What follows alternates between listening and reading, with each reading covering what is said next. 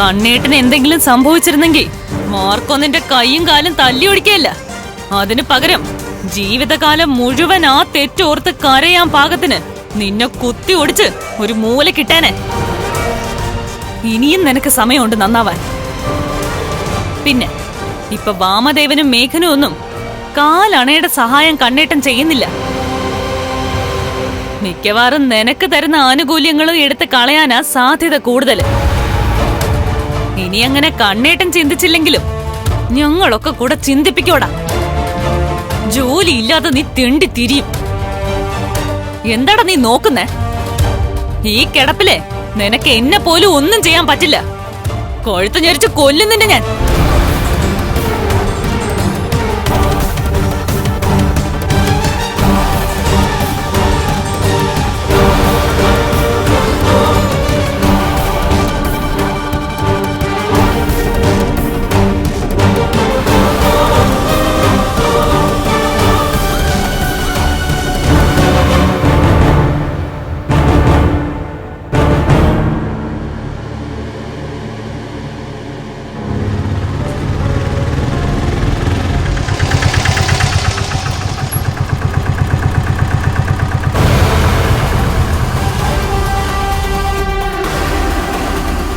എത്രയാ ചേട്ടാ?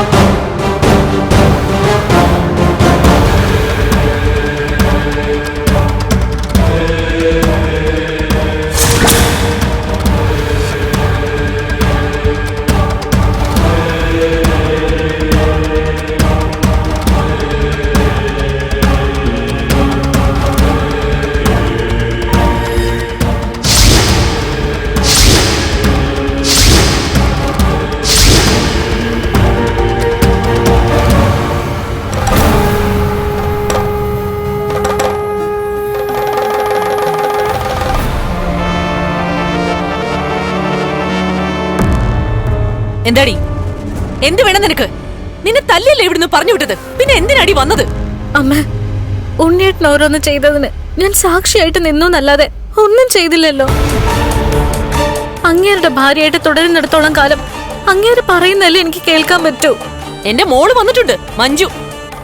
അവള് പോലും എന്നെ കുറ്റപ്പെടുത്തി. ദേ, ഉണ്ണിക്ക് നടക്കാൻ പറ്റുമെങ്കിൽ അവനെ കൂട്ടിക്കൊണ്ട് നീ പൊയ്ക്കോളാം എങ്ങോട്ടെങ്കിലും. ഈ വീട്ടിനകത്ത് നീയും അവനും താമസിക്കണോന്ന് ഇനി ഞാൻ പറയത്തില്ല. അവൻ ചെയ്ത തെറ്റിന് എന്നെ പഴിക്കുക എന്റെ മോള്.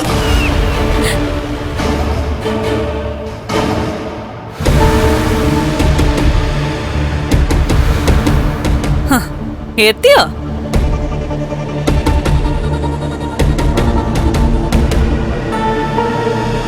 നിനക്കെന്താടി ഇവിടെ കാര്യം?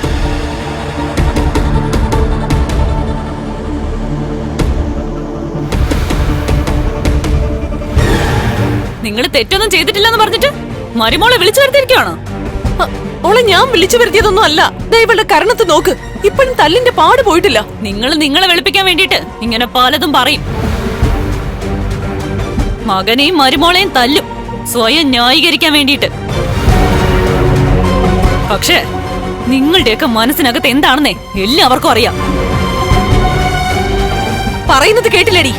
നീയും മുകളിൽ കിടക്കുന്നവനുവാ എനിക്ക് ഈ പേരുദോഷം മുഴുവൻ ഉണ്ടാക്കി തരുന്നത്. മോളെ, മോളുടെ അച്ഛൻ മരിച്ചത് എങ്ങനെയാണെന്ന് അറിഞ്ഞ ശേഷമേ ഇവളുടെ വയറ്റിലൊരു കുഞ്ഞുണ്ടായിട്ട് പോലും ഇവളെ ഞാൻ സ്നേഹിച്ചിട്ടില്ല. ഇവളെ വിളിച്ചുകൊണ്ട് വന്ന ഉണ്ണിയോട് എനിക്ക് സ്നേഹമില്ല. കണ്ണന് ഞാനൊരു അമ്മയുടെ സ്നേഹവും വാത്സല്യവും ഉള്ളിൽ വെച്ചിട്ടാ ഓരോന്ന് വെച്ച് വിളമ്പി കൊടുക്കുന്നത്. സ്വന്തം നിലനിൽപ്പിനായിട്ട് നിങ്ങൾ ഇതല്ല ഇതിനപ്പുറവും സംസാരിക്കും.